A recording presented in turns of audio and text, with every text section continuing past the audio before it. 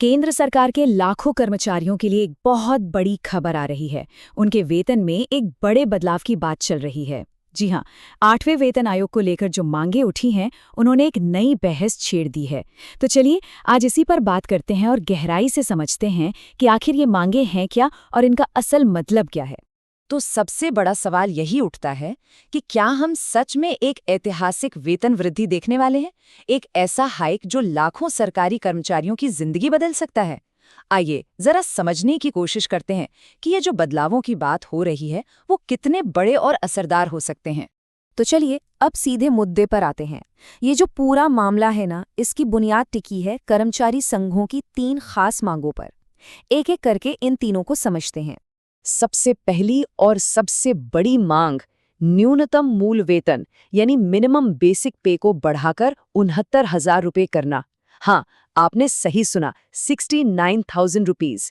ये एक बहुत बड़ा आंकड़ा है और जाहिर है इसीलिए इस पर सबकी नजरें टिकी हैं। अगर ये हो गया तो ये सरकारी नौकरियों की जो शुरुआती सैलरी होती है ना, उसे पूरी तरह से बदल कर रख देगा। इसका सीधा सा मतलब ये है कि केंद्र सरकार की नौकरियों के लिए ये रकम एक नया बेसलाइन सेट कर देगी, मतलब एक नई शुरुआत होगी।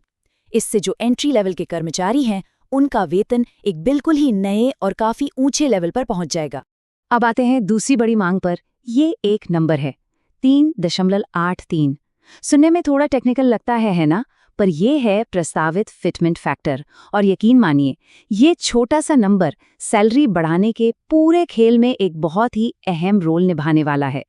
तो सवाल ये है कि भाई ये फिटमेंट फैक्टर आखिर है क्या?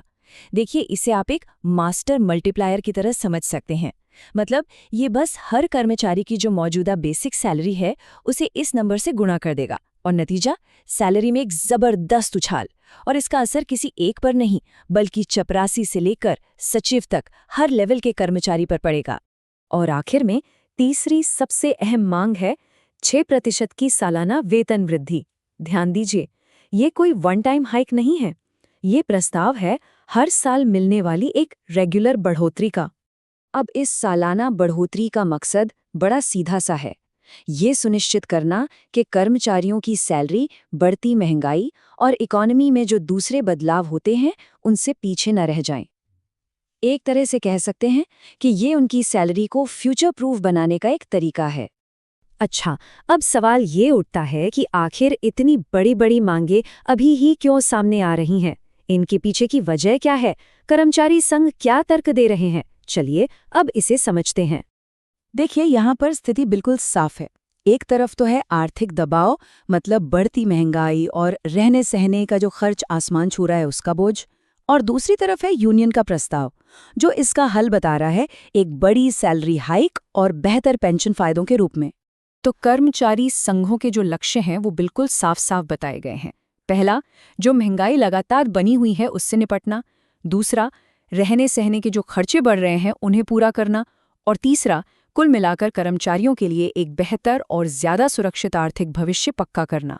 तो चलिए एक पल के लिए मान लेते हैं कि ये सारे प्रस्ताव मान लिए जाते हैं। तो फिर होगा क्या?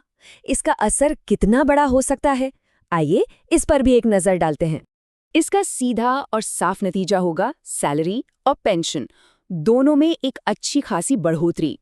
ये कोई छोटी मोटी बढ़त नहीं होगी, बल्कि एक ऐसा फाइनेंशियल बदलाव होगा जिसका लाखों कर्मचारियों और पेंशनर्स की जिंदगी पर बहुत गहरा असर पड़ सकता है।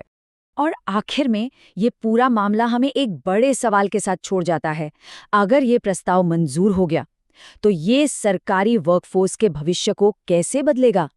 क्या इससे टैलेंटेड लोग सरकारी नौकरियों की तरफ ज्यादा आकर्षित होंगे? और देश की अर्थव्यवस्था पर इसका क्या असर होगा? ये यकीनन एक ऐसी कहानी है जिस पर आगे भी हमारी नजर बनी रहेगी।